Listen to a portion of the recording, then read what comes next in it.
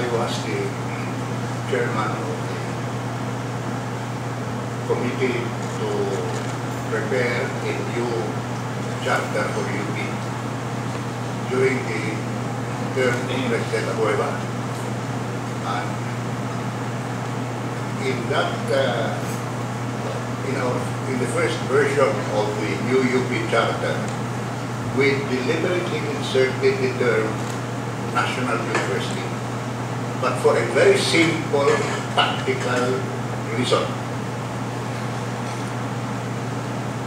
We were trying to get, it was meant to be a way of justifying some of the privileges that we wanted to get for the university through the charter. For example, exemption from the salary standard decision law, greater autonomy in management of our assets and so on. Because ang laging ginagamit na dahilan bakit hindi ito ibigay sa UP is that maraming ibang state universities and colleges, bakit UP lang?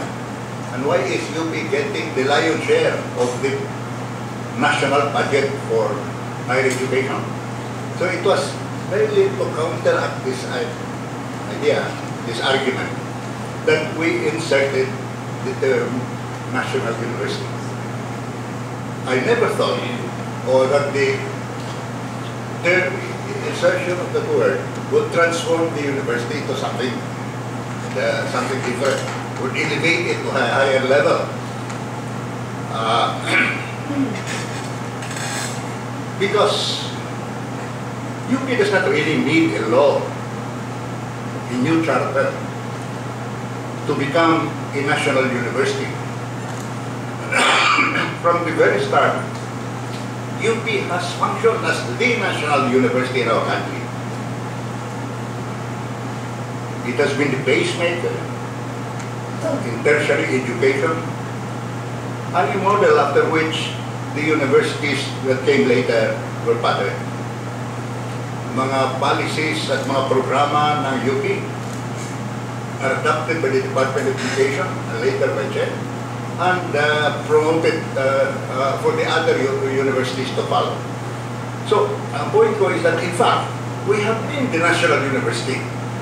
We just, the term, the insertion of the term in our new charter was merely to emphasize the reality that we are indeed a different university with different time now.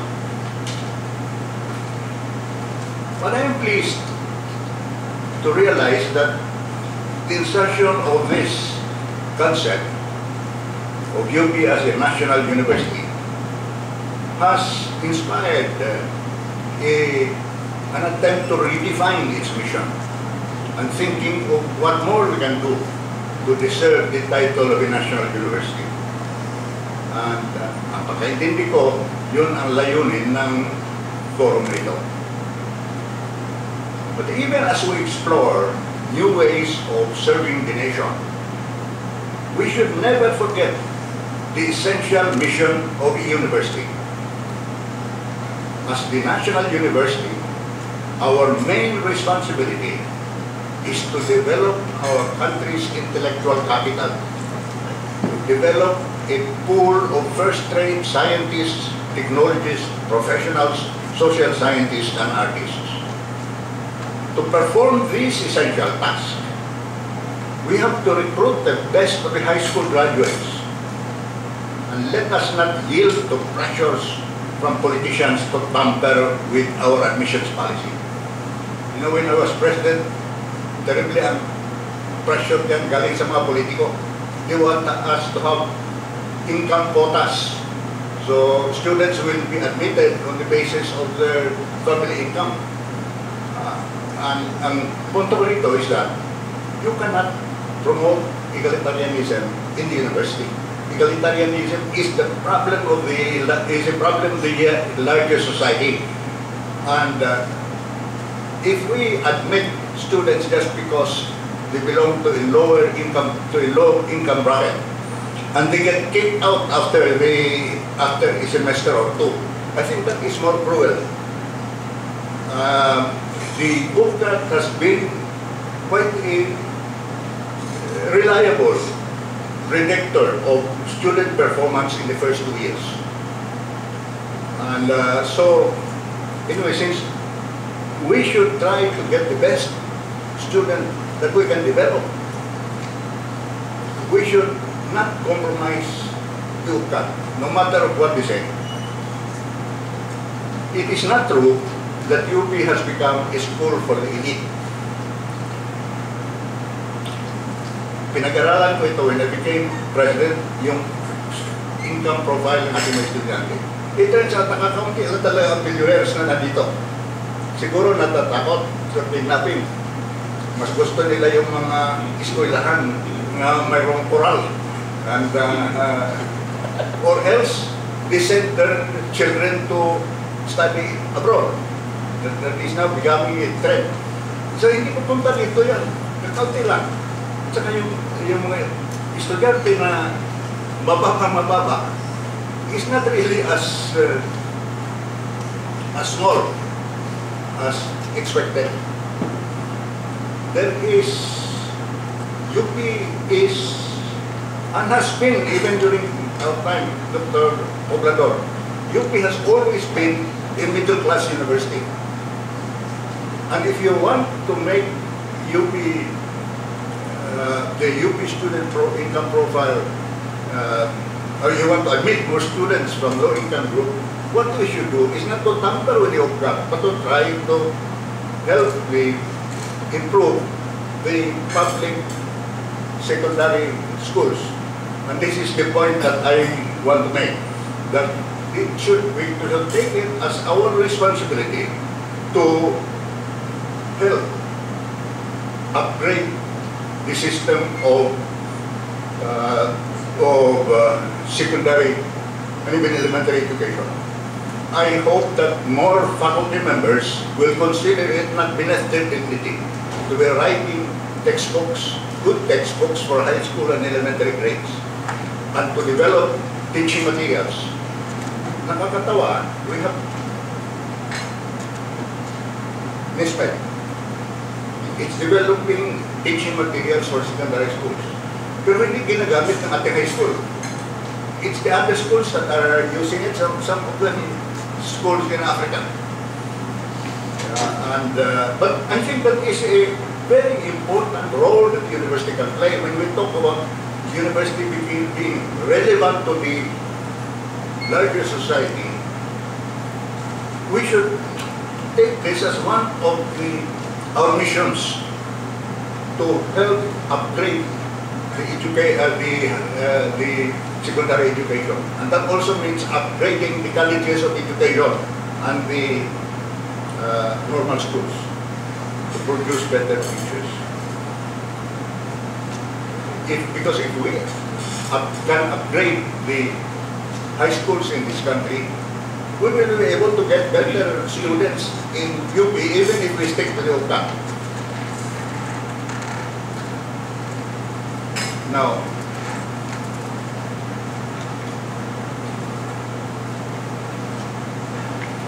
mayroong senador na tried to cut the budget, actually cut the budget of UP.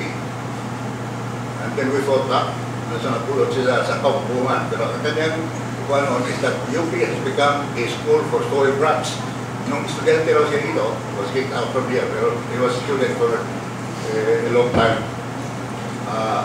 Wala parang maraming kotse. Ngayon, nadami-dami ng kotse. Paano ba magkaroon ng plan? That trend merely reflect that cars have become a commodity which even the middle class can afford. And during our time, there were only about 8,000 students in Diliman. And most of them were accommodated in the dormitories. Kaya hindi kailangan magkaroon ng kotse. Pero ngayon, we have almost 30,000 students in Diliman. During my time as president, there were about 28. Siguro, ngayon, nag-increase na. 30,000 as against 8,000. At saka wala na yung mga big buses coming to the campus. Kaya nga, natural, proliferate yung yung cars. And that is not an indication that UP has become a university for the rich. Now, I fully respect the right of my colleagues in the faculty to support neoliberal globalization if indeed it comes from their conscience rather than just going along with intellectual fashions abroad and collecting ample honoraria in the process. But to be truly a national university, we should critically examine what is fashionable and check their promises against the unfolding reality. We were promised that our country would become another Asian tiger, a new industrializing country by the year 2000. 12 taon nang lumipas ang target date ng 12,000, hindi pa tayo naging Asian tiger. And yet, we have not held these officials into account, and many of us in the faculty even continue to echo the line that our economy stands on the fundamentals, stand on solid ground, and in other words, continue with the neoliberal project, and even to the extent of amending our constitution in order to open up the nation country for foreign capital to buy lands. I do not like this notion that the university is a microcosm of the larger society, as if it is a miniature version of Philippine society as it is today. The university, properly so-called, is a precursor of a society that is still struggling to be born. We lose our reason for being if we just replicate the status quo. We lose our reason for being if we just do what the government and other social institutions are doing. A real community of scholars is expected to think beyond the present and envision a better future. We ought to equip our students with a critical mind to recognize what is wrong with the present and the imagination to work for a society that is better than what we have now, than what we inherited from previous generations. Merely to describe, analyze, and celebrate the status quo is a task that calls for an honorarium, not for a special protection of academic freedom. Academic freedom is meaningful only to those who espouse ideas disconcerting to the holders of power in existing society. To me, a truly democratic society not only tolerates, but maintains an institution for breeding young people who can think out of the box. Enforced conformity is a formula for stagnation. Marami pa sana akong gusto sabihin, pero 15 minutes lang, binawakay yun. So, bandira na, I only have a few minutes left.